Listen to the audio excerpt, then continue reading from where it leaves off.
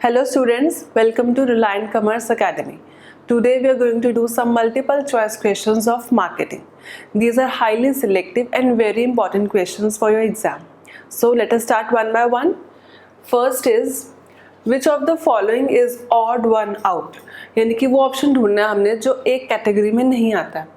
Options है specific goods, uncertain goods, future goods या फिर असर्टेन गुड्स. देखो स्पेसिफिक गुड्स और असर्टेन गुड्स एक ही बात है. ये वो गुड्स हैं which can be easily identified. ठीक है. अनसर्टेन गुड्स कौन से हैं? ये वो गुड्स हैं which can not be easily identified. ठीक है, इनको आप इजीली आइडेंटिफाई नहीं कर सकते, बट ये वो गुड्स हैं जो आपके पास अभी प्रेजेंट है, आपके पास अभी मौजूद है. ठीक है. फ्यूचर गुड्स कौन से होते हैं? ये वो गुड्स हैं जो आपके पास अभी नहीं है, फिलहाल नहीं है, बट आने वाले टाइम में आपके पास आएंगे. तो ऑड वन आउट कौन सा बनेगा? Future goods. क्यों? क्योंकि स्पेसिफिक गुड्स, अनसर्टेन गुड्स और असर्टेन गुड्स वो गुड्स हैं जो आपके पास अभी प्रेजेंट है. जो आने वाले टाइम में आएंगे वो कौन से गुड्स हैं? Future goods. तो करेक्ट आंसर क्या बनेगा आपके पास? Future goods. सेकेंड है, which of the following is not true about web marketers. Web marketers क्या होते हैं? जब आप ऑनलाइन कुछ परचेजिंग करते हो या जो मार्केटर्स, जो सेलर्स ऑनलाइन ट्रेडिंग में एंगेज हैं, जो अपने गुड्स ऑनलाइन सेल कर रहे हैं, थ्रू द नेटवर्क वो सेल कर रहे हैं. ठीक है, इंटरनेट की हेल्प से वो सेल कर रहे हैं, उनको बोलेंगे वेब मार्केटर्स. ठीक है. वो marketers which are using internet as a medium of sale are known as web marketers. इनके बारे में क्या ट्रू नहीं है, यानी कि हमें फॉल्स स्टेटमेंट ढूंढनी है. फर्स्ट है, web marketers usually try to attract prospects to their site through emails, advertisement in newspapers. ये करेक्ट है. ठीक है, बिल्कुल सही है. ये प्रोस्पेक्ट्स कौन से होते हैं? हमारे पोटेंशियल बायर्स. तो मार्केटर्स का काम ही क्या होता है? अपने बायर्स को, पोटेंशियल बायर्स को अपनी तरफ अट्रैक्ट करना. तो first option is correct. Second है, use attractions like discount, gifts, contest. बिल्कुल करेक्ट है. थर्ड है, ask customers to give their personal data mandatorily. देखो सी पॉइंट गलत है, क्योंकि इसमें क्या है, sometimes they ask for your data but this is not a compulsion. ये कंपल्सरी नहीं है. ठीक है ना. If you are just browsing over the net तो इतना कंपल्सरी नहीं है कि आपको अपनी पर्सनल डिटेल्स मेंशन करनी ही करनी है. ठीक है. तो फोर्थ क्या है, give a lot of publicity to discount schemes. अगर वो कुछ डिस्काउंट्स या कंसेशंस आपको ऑफर कर रहे हैं तो उसको पब्लिसाइज करते हैं. करेक्ट स्टेटमेंट्स कौन सी हैं? ए, बी और डी. जो फॉल्स है, जो हमारा आंसर बनेगा इस क्वेश्चन के लिए, वो क्या है? C. Web marketers do not ask customers to give their personal data mandatorily. This is just an option. ठीक है. It depends on the wish of the customers whether they want to provide data to web marketers और not, but this is not a compulsion. तो correct answer will be C. Next question is, market logistic planning has the following 4 steps. Arrange the steps in correct sequence. यानी कि हमें कुछ steps given है, हमें उनको arrange करना है. ठीक है. ये किसके steps है? Market logistic planning के. First point क्या है? Develop operational excellence in sales forecasting, warehouse management, transportation and material management. Second क्या है? Select the best channel design and network strategy for reaching the customers. Third is implement the solution with the best information systems, equipment, policies and procedures. Last क्या है? Decide on company's value proposition to its customer. अब देखो इसमें क्या है, ऐसे जो steps दिए होते हैं उनको सॉल्व करने के लिए 2 ऑप्शंस होते हैं. फर्स्ट ऑप्शन क्या है कि आप देख लो कि ऐसा कौन सा पॉइंट आपको नजर आ रहा है जो पहला बन सकता है और कौन सा पॉइंट जो लास्ट स्टेप बन सकता है. जैसे इस क्वेश्चन में इम्प्लीमेंटेशन द सोल्यूशन, ये हमारा लास्ट स्टेप बनेगा. तो आप ऑप्शन में चेक कर लो कि सी लास्ट किस में आ रहा है? सेकेंड ऑप्शन में. तो आपका जो ऑप्शन नंबर 2 है वो करेक्ट होगा. फिर भी क्रॉस वेरिफिकेशन के लिए सबको पढ़ लेते हैं एक बारी. फर्स्ट में क्या है देखो, develop operational excellence in sales forecasting, warehouse management. Second क्या है? Select the best channel design.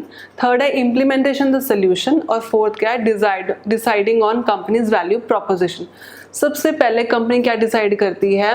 Company ये चीज देखती है how the customers are perceiving the company and the products of company. Customers के माइंड में कंपनी की क्या इमेज है, ये फर्स्ट पॉइंट है. तो D will be your first point.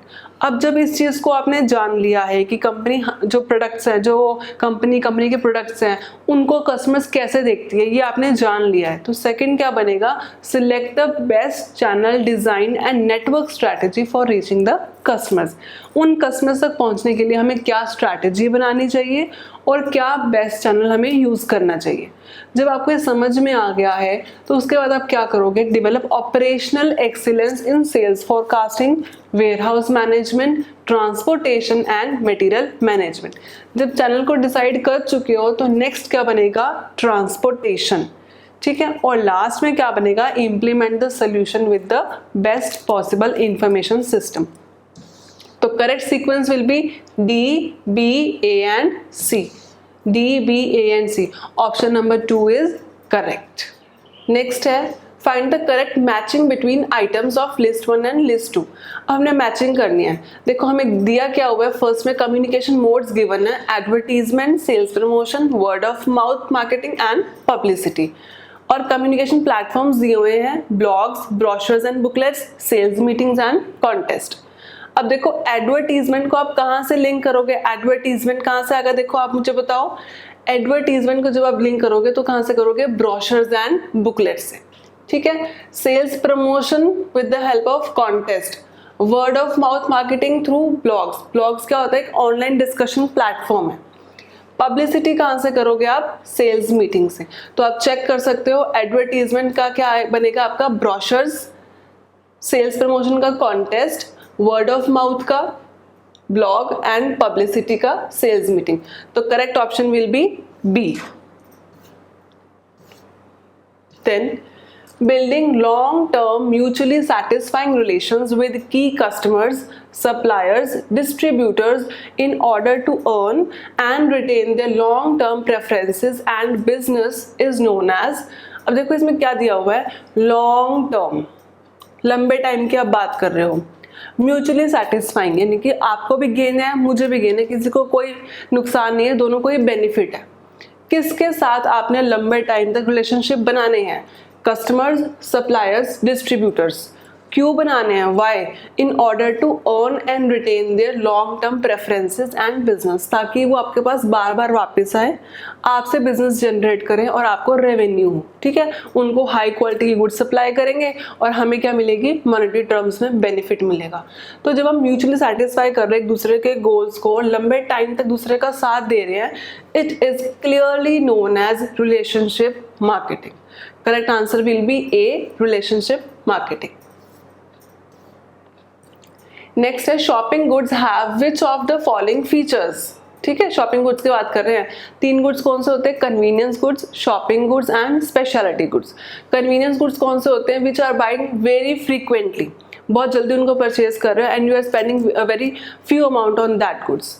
Speciality goods क्या होते हैं, थोड़े से ड्यूरेबल नेचर के होते हैं, ठीक है, जो कुछ टाइम तक आपका साथ देते हैं और जिनको जो है आप थोड़ा सा कंपैरिजन करके परचेज करते हो। लेकिन स्पेशलिटी गुड्स कौन से होते हैं, ये बहुत लग्जरी गुड्स होते हैं, बहुत एक्सपेंसिव गुड्स होते हैं, जो सिर्फ सिलेक्टिव शोरूम्स में ही मिलते हैं। हम किसकी बात कर रहे हैं, शॉपिंग गुड्स की। तो फीचर्स की बात कर रहे हैं, first, these products are generally durable in nature like clothes and shoes. Second, consumers generally compare the goods of various sellers and then buy such goods. कपड़ों की अगर हम बात करें तो कपड़े जो है ड्यूरेबल नेचर के होते हैं और लेने से पहले हम कुछ शोरूम्स पे, कुछ शॉप्स पे या मॉल्स में जाके उनके डिज़ाइंस चेक करके आते हैं, प्राइस कंपैरिजन करते हैं, क्वालिटी चेक करके आते हैं, ठीक है। तो दो फीचर्स तो हैं। थर्ड बात करते हैं, per unit price of these goods is generally high, ठीक है, in comparison to convenience goods. तो कंपैरेटिवली जो है प्राइस थोड़ा सा ज़्यादा होता है। अगर आप टूथपेस्ट परचेज कर रहे हो और एक टी शर्ट परचेज कर रहे हो, दोनों के प्राइस में डिफरेंस है।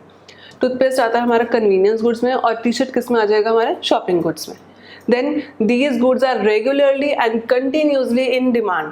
देखो रेगुलरली की बात नहीं कर सकते क्योंकि जो कन्वीनियंस गुड्स हैं वो आपको over the time, round the year you require those goods, ठीक है। लेकिन जो आपके शॉपिंग गुड्स हैं वो ड्यूरेबल नेचर के हैं, एक बार आपने उनको परचेज कर लिया तो कुछ टाइम तक वो चलेंगे, साथ देंगे आपका। तो अब जनरली आपकी कंटिन्यूस डिमांड नहीं होती है। नेक्स्ट है, these goods are sold as a result of aggressive promotional efforts. इसमें एग्रेसिव एफर्ट्स की जरूरत नहीं होती, you need to have advertising and personal selling for that.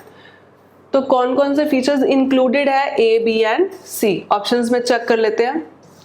A, B, सी किस में आ रहा है, सेकेंड में, तो point number 2 is correct. Then consumer behaviour does not consist which of the following activities, obtaining, consuming, disposition and producing.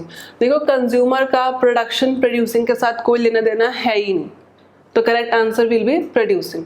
Obtain करना, goods को consume करना, और डिस्पोजिशन मतलब होता है शोइंग सर्टेन टेंडेंसी, कुछ अपना एटीट्यूड, कुछ बिहेवियर एक्सरसाइज करना। तो ये 3 फीचर्स तो आते हैं बिहेवियर में। जब कुछ लेने से पहले हम सोचते हैं, अपना माइंड अप्लाई करते हैं, उसको बोलते हैं डिस्पोजिशन। तो ये तीनों चीज़ें तो इंक्लूड होती हैं। कौन सी इंक्लूड नहीं हो रही है, producing, because this activity is generally done by the producers.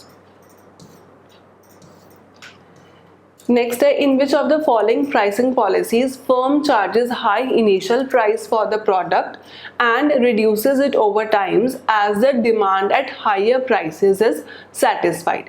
देखो कह रहे प्रोड्यूसर जो है स्टार्टिंग में प्राइस ज़्यादा रखता है एंड बाद में धीरे धीरे उसका प्राइस जो है कम कर देता है। ऐसी प्राइसिंग पॉलिसी को क्या बोलते हैं, क्या बोलते हैं उसको, skimming pricing policy, skimming the cream. मतलब ये होता है कि हम एज अ प्रोड्यूसर जो है ना, वो एक बहुत ही हाईली इनोवेटिव और मतलब बहुत रिसर्च एंड डेवलपमेंट करने के बाद एक यूनिक प्रोडक्ट मार्केट में लेके आया, ठीक है, जिसका अभी कोई क्लोज सब्स्टिट्यूट मार्केट में है ही नहीं है। तो उस इनोवेटिव और हाईली डेवलप्ड प्रोडक्ट के लिए ऑब्वियसली प्रोड्यूसर क्या चार्ज करेगा, high price from the customers. जिन कस्टमर्स को वो गुड्स चाहिए, those have to pay high price for obtaining that product. लेकिन जब बाद में मार्केट में उसके सब्स्टिट्यूट्स डेवलप हो जाएंगे, राइवल कंपनीज एंटर कर जाएंगी, जब डिमांड जो है इलास्टिक हो जाएगी, लोग शिफ्ट कर लेंगे अपनी डिमांड को, उस टाइम पे अपने मार्केट शेयर बचाने के लिए प्रोड्यूसर उसी प्रोडक्ट का प्राइस थोड़ा सा रिड्यूस कर देता है। इस पॉलिसी को क्या बोलते हैं, स्किमिंग द क्रीम या skimming pricing policy. On the other hand, अगर हमें मार्केट में अभी अभी एंटर करना है और हमें पता है कि हमारे जो प्रोडक्ट हम लेके आ रहे हैं उसका ऑलरेडी मार्केट में बहुत सारे सब्स्टिट्यूट्स अवेलेबल हैं, हमारी कोई यूनिक और डिफरेंट प्रोडक्ट नहीं है, we are just trying to enter the market by copying the some product. जब हम कॉपी कर रहे हैं कोई प्रोडक्ट को तो ऑब्वियसली उसका जो प्राइस आप रखोगे वो क्या रखोगे, कम रखोगे। लेकिन एज एंड व्हेन जब उसकी डिमांड बढ़ती जाएगी, लोग उसके ऊपर ध्यान देंगे, उसको परचेज करना शुरू कर देंगे, तो बाद में उसका प्राइस धीरे धीरे बढ़ा देंगे। इसको क्या बोलते हैं, पेनिट्रेशन पॉलिसी। यहाँ पे हम किसकी बात कर रहे हैं, इनिशियली प्राइस आता है और बाद में रिड्यूस हो रहा है, तो उसको क्या बोलेंगे, स्किमिंग प्राइसिंग पॉलिसी। क्योंकि पीक लोड में क्या होता है, यहाँ पे प्राइस को वेरी करते हैं डिपेंडिंग अपॉन द पीक। अगर ऑन सीजन है तो प्राइस कुछ और होगा, ऑफ सीजन है तो प्राइस कुछ और होगा। इंक्रीमेंटल प्राइसिंग में क्या होता है, जितनी आप कॉस्ट उसके ऊपर स्पेंड कर रहे हो उस कॉस्ट को कवर अप करने के लिए आप प्राइसिंग स्ट्रैटेजी बना रहे हो। पेनिट्रेशन मैंने आपको बता ही दिया है कि इनिशियली प्राइस कम होता है, बाद में इंक्रीज करते हो। इसका जो करेक्ट आंसर बनेगा वो क्या बनेगा, third, skimming policy. Then retail supply chain does not include manufacturer, retailers, wholesalers और regulators। जो supply chain में main participants है वो कौन से हैं, manufacturers, resellers and customers। ठीक है, ये मेन पार्टिसिपेंट्स हैं। रीसेलर्स में रिटेलर्स भी आ जाएंगे, होलसेलर्स भी आ जाएंगे। तो मैन्युफैक्चरर्स, रीसेलर्स के अलावा और कौन आता है, कस्टमर्स। लेकिन regulators are not a part of supply chain. When a company distributes its products through a channel structure that includes more than one reseller, एक से ज़्यादा reseller है, it is known as direct marketing, indirect marketing, integrated और multi level। Simple सी बात है, अगर producer customer तक directly पहुंच रहा है without the help of resellers, it will be called direct marketing. लेकिन जब वो एक से ज़्यादा रीसेलर्स को इन्वॉल्व कर रहा है तो उसको हम क्या बोलेंगे, इनडायरेक्ट मार्केटिंग। यानी कि डायरेक्ट कम्युनिकेशन नहीं है मैन्युफैक्चरर का कस्टमर के साथ, बीच में कौन है, इंटरमीडिएरीज हैं, एजेंट्स हैं, होलसेलर्स हैं, रिटेलर्स हैं, ठीक है, वो सब प्रेजेंट है, तो उसको हम क्या बोलेंगे, indirect marketing. Which of the following reflects the sum of perceived tangible and intangible benefits and costs to a customer? देखो क्या बात कर रहे हैं, sum of perceived tangible and intangible benefits and costs to a customer। Customer की cost को क्या बोलेंगे? Customer satisfaction? No. Customer delight? No. Customer expectation? No. Customer के हम कॉस्ट को क्या बोलेंगे? Customer value. यानी कि जब कस्टमर एक प्राइस पे कर रहा है उस प्रोडक्ट के लिए तो he is expecting some value in that product. तो कस्टमर को क्या वैल्यू मिल रही है प्राइस पे करने के बाद? तो cost is equal to the value. जो परसीव्ड बेनिफिट्स हैं, चाहे वो टेंजिबल हैं चाहे वो इनटेंजिबल हैं, उन बेनिफिट्स और कॉस्ट को हम क्या बोलते हैं? Customer value. नेक्स्ट है, which of the following characteristics are related to relationship marketing? Product feature orientation, product benefit orientation, frequent consumer contact, high concern for quality. जब आपने लंबे टाइम तक किसी के साथ रिश्ता बनाना है, रिलेशनशिप डेवलप करना है विद योर कस्टमर्स, तो ऑब्वियसली आप उनके एंगल से सोचोगे कि what are they expecting from the producer, what customer is expecting from the producer, what he is expecting quality. ठीक है, वो क्या चाहता है? कॉन्टैक्ट, कि आप रेगुलरली कॉन्टैक्ट मेंटेन रखो। ये नहीं कि अपनी चीज़ बेच दी और बाद में उसको भूल गए, सालों साल में उसकी याद ही नहीं आई, फिर कोई नया प्रोडक्ट लॉन्च किया तो हमें अपने पुराने कस्टमर की याद आ गई और हमने उनको फ़ोन कर दिया, ऐसा नहीं है। तो फ्रीक्वेंट कंज्यूमर कॉन्टैक्ट। बाद में क्या बनेगा? Product benefit orientation. देखो दोनों में डिफरेंस है। पहला है प्रोडक्ट फीचर ओरिएंटेशन, सेकंड है प्रोडक्ट बेनिफिट ओरिएंटेशन। हर कोई प्रोडक्ट के बेनिफिट्स के ज़्यादा कंसर्न होता है as compare to product features. Features तो बहुत सारे हो सकते हैं, हो सकता है कि वो फीचर्स जो है मेरे समझ में ना आए या मेरे काम के ही नहीं है। जो मेरे काम के हैं उनको हम क्या बोलेंगे? Product benefit orientation. ठीक है ना, कोई चीज़ मुझे बेनिफिट दे रही है, मेरे काम आ रही है, ठीक है, उसको हम बोलेंगे प्रोडक्ट बेनिफिट ओरिएंटेशन। तो रिलेशनशिप मार्केटिंग में कौन कौन से फीचर्स आएंगे? प्रोडक्ट के बेनिफिट्स रादर दैन फीचर्स, क्योंकि फीचर्स में सब फीचर्स आ जाएंगे, चाहे वो पॉजिटिव भी हैं चाहे वो नेगेटिव भी हैं, लेकिन बेनिफिट में सिर्फ कौन से आएंगे? Positive features. तो product benefit orientation, frequent consumer contact and high concern for quality, क्योंकि रिलेशनशिप बनाने के लिए हमें कस्टमर के एंगल से भी सोचना पड़ेगा। तो आपके पास ऑप्शंस क्या बनेंगे? B, C and D. इसको चेक कर लेते हैं, बी सी डी कहाँ पे है? थर्ड। करेक्ट ऑप्शन कौन सा बनेगा आपका? Third. The channel alternative is not to be assessed on the basis of dash. अब देखो आपने चीज़ों में ध्यान रखना है क्वेश्चन में कि वो आपसे क्या पूछ रहे हैं। नॉट टू बी असेस्ड यानी कि एक्सेप्शन पूछ रहे हैं। ठीक है, तो इसमें क्या है? Economic criteria, control criteria, adaptive criteria and accumulation criteria. जब भी आप कोई चैनल, कोई ऑल्टरनेटिव को सर्च कर रहे हो और चूज करना है आपने कि कौन सा बेस्ट है, तो आप कौन से क्राइटेरिया फॉलो करोगे? इकोनॉमिक क्राइटेरिया, आप देखोगे कि आपको कितना कॉस्ट पे कर रहा है। सेकेंड, कंट्रोल क्राइटेरिया, अगर आपने कोई पर्टिकुलर चैनल यूज़ भी किया है तो क्या वो पैसे देने के बाद भी आपके कंट्रोल में है या नहीं है। थर्ड है अडेप्टिव क्राइटेरिया, कि जो आप चैनल यूज़ कर रहे हो क्या वो इतना फ्लेक्सिबल है कि आपके रिक्वायरमेंट्स को वो सूट कर सके, क्या वो अपने आप को एडजस्ट और मॉडिफाई कर पा रहा है according to changing requirements of producer. Fourth क्या है? एक्यूमुलेशन क्राइटेरिया, ये कोई क्राइटेरिया नहीं होता है, ठीक है, तो ये क्या है? एक्सेप्शन। कौन से क्राइटेरियाज प्रेजेंट होते हैं? Economic, control and adaptive, but question में पूछा गया है नॉट टू बी। ठीक है, तो इसका आंसर क्या बनेगा? Accumulation criteria. नेक्स्ट है cost plus pricing is considered appropriate for which combination of the following. Cost plus pricing यानी कि अगर आपको लगता है कि 10 रुपीज़ की कॉस्ट है प्रोडक्ट को बनाने के लिए, 3 रुपीज़ का आपने प्रॉफिट रखा हुआ है, तो आंसर कितना आना चाहिए? 13। 13 will be the price to be charge from the consumers. This is called cost plus pricing strategy. अभी कहाँ कहाँ पे सूटेबल है, एप्रोप्रिएट है? फर्स्ट है प्रोडक्ट टेलरिंग, सेकंड है पब्लिक यूटिलिटी प्राइसिंग, थर्ड है रिफ्यूजल प्राइसिंग, फोर्थ है मोनोपोली प्राइसिंग। देखो प्रोडक्ट टेलरिंग क्या होता है कि आपने प्रोडक्ट को कस्टमाइज बनाया, जैसे कस्टमर की रिक्वायरमेंट्स हैं आपने उसके अकॉर्डिंग ही प्रोडक्ट को डिज़ाइन किया है। अब जब आपने डिज़ाइनिंग कस्टमर की रिक्वायरमेंट्स के बेसिस पे ही की है तो आप ऑब्वियसली क्या करोगे, उसमें जो कॉस्ट को चेक करने के बाद अपनी लेबर, अपना प्रॉफिट ऐड करने के बाद प्राइस सेट करोगे। ठीक है, सेकंड है पब्लिक यूटिलिटी प्राइसिंग। ये कौन सी गुड्स होते हैं जो पब्लिक के यूज में आ रही है, मेनली कौन प्रोवाइड करता है इनको? गवर्नमेंट। तो गवर्नमेंट अपना आगे का खर्चा चलाने के लिए क्या चार्ज करेगी? Cost plus pricing strategy. Third है रिफ्यूज़ल प्राइसिंग।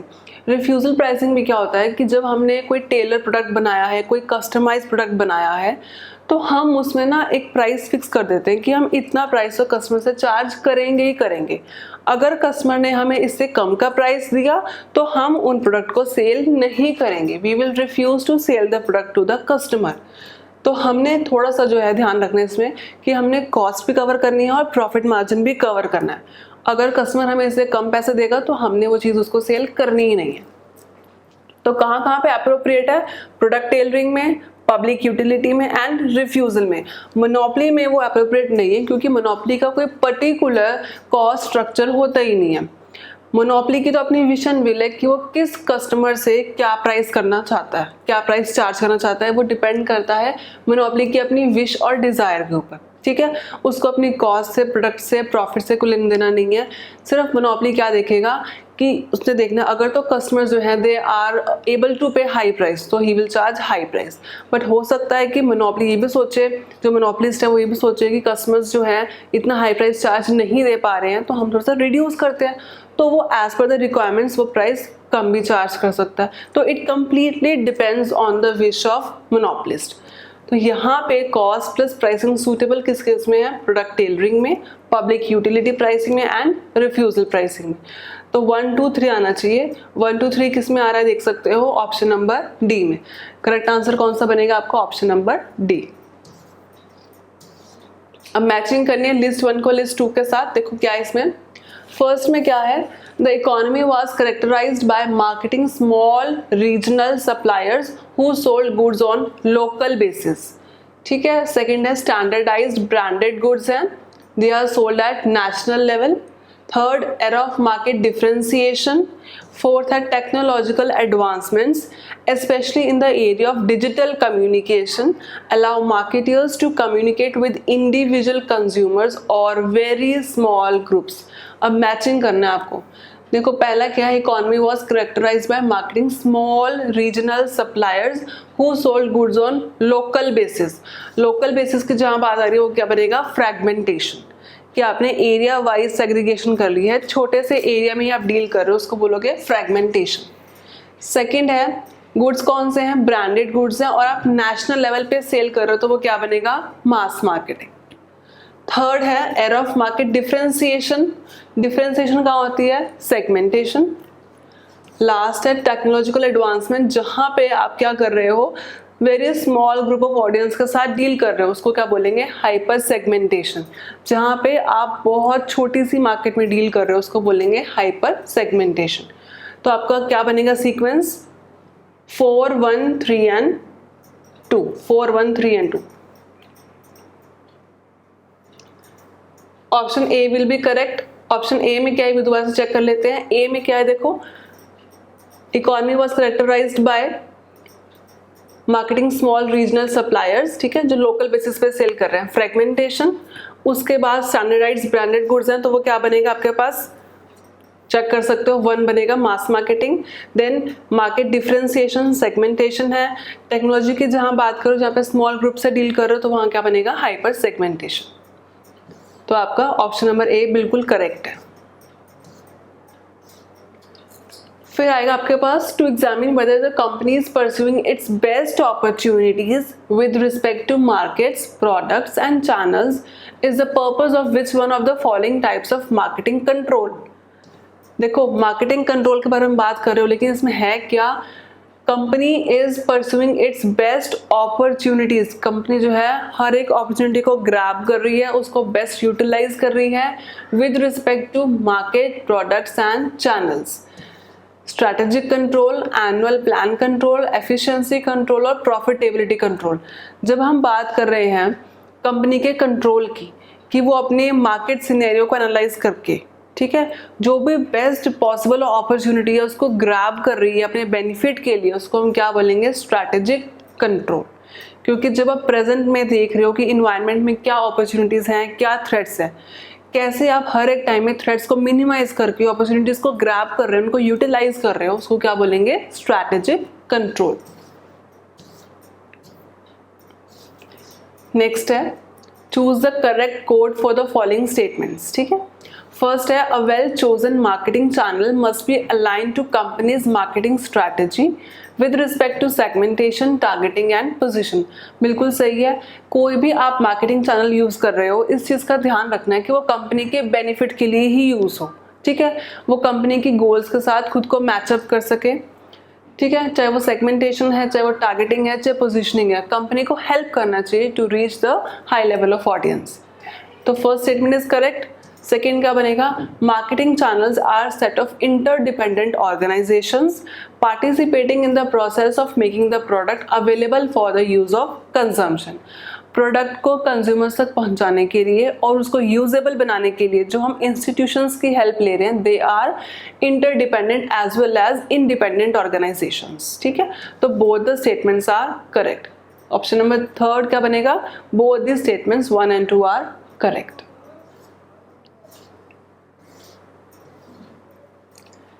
नेक्स्ट है advertising method in which a commercial is broadcast simultaneously on several radio stations and or television channels is known as। देखो कई बार क्या होता है कि हम स्टार प्लस लगा के बैठे होते हैं, ठीक है, 8 बज गए हैं, हमारा कोई प्रोग्राम आ रहा है, बीच में ऐड आ गई है, तो ऐड में ना हमने थोड़ी देर के लिए म्यूट कर दिया, फिर हम बोर हो गए, हमने लगा लिया सोनी, वहाँ पे देखा कि ऐड ही आ रही है, फिर स्विच करके कलर्स लगा लिया, वहाँ भी देखा ऐड ही आ रही है, ZTV लगाया तो ऐड ही आ रही है। उस पर्टिकुलर टाइम पे हर जगह ऐड ही आ रही है। और मेन बात तो ये है कि जब ऐड आ रही है तो एक पर्टिकुलर टाइप के प्रोडक्ट की ही बार बार ऐड आ रही है एक टाइम पे। यानी कि अगर आप यहाँ से स्विच होके ए प्लेस से शिफ्ट होके बी पे जाओगे तो आपको वही सेम ऐड देखने को मिल रही है, बी से शिफ्ट करके आप सी पे जाओगे तो आपको वही ऐड दोबारा देखने को मिल रही है। तो that will be called road block. जब आपका रास्ता जाम कर दिया है, आपको कुछ और नहीं दिखाई दे रहा क्योंकि वो आपको वही दिखा रहे हैं, आपको मजबूरी है कि वही चीज़ आपको देखनी पड़ेगी। That will be called road block. रास्ता ब्लॉक कर दिया है, आप कुछ और देख ही नहीं पाओगे एक्सेप्ट फॉर द थिंग्स जो आपको मैन्युफैक्चरर और प्रोड्यूसर दिखा रहा है।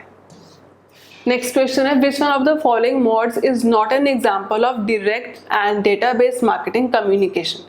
देखो डायरेक्ट मार्केटिंग कौन कौन सी नहीं है, नॉट की बात की है, mailing, social media marketing, catalogs, telemarketing. साफ साफ क्लियर पता चल रहा है, मेलिंग से, कैटलॉग से, टेली मार्केटिंग से आप उन्हीं कस्टमर से बात करोगे जो आपके पोटेंशियल कस्टमर्स हैं, जो आपके प्रोबेबल कस्टमर्स हैं। बाकियों पे टाइम वेस्ट ना करके आप उन्हीं पे फोकस कर रहे हो जहाँ पे चांसेस हैं कि वो हमारे प्रोबेबल से एक्चुअल कस्टमर्स में कन्वर्ट हो जाएं। लेकिन सोशल मीडिया मार्केटिंग ऐसा प्लेटफॉर्म है जहाँ पे आप हर तरह के ऑडियंस के साथ आप सेम एडवर्टीजमेंट दे रहे हो, चाहे उनको वो चाहिए चाहे उनको नहीं चाहिए, प्रोडक्ट उनके काम का है या नहीं है, लेकिन फिर भी आपने एक सेम तरह की एडवर्टीजमेंट सबके लिए ऑफर कर दी है। जो सबके लिए ऑफर कर रही है वो डायरेक्ट का पार्ट नहीं हो सकती है। तो आपका करेक्ट आंसर क्या बनेगा, social media marketing. Then match the items, list 1 को लिस्ट 2 के साथ। लिस्ट 1 में क्या है, mobile defence, contraction defence, position defence. List 2 में क्या है, देखो occupying the most desirable position in consumers' minds, making the brand almost impregnable. Second, the leader stretches its domain over new territories through market broadening and market diversification. Third है, large companies give up weaker markets and reassign resources to stronger ones. देखो mobile defines means आप shift कर रहे हो, यहाँ से यहाँ जा रहे हो, आगे जा रहे हो, मूवमेंट कर रहे हो। तो करेक्ट क्या बनेगा, सेकंड। मोबाइल को किससे मैच करोगे, सेकंड, क्योंकि हम न्यू टेरिटरीज में जा रहे हैं, हम खुद को ब्रॉड कर रहे हैं, डिवर्सिफाई कर रहे हैं।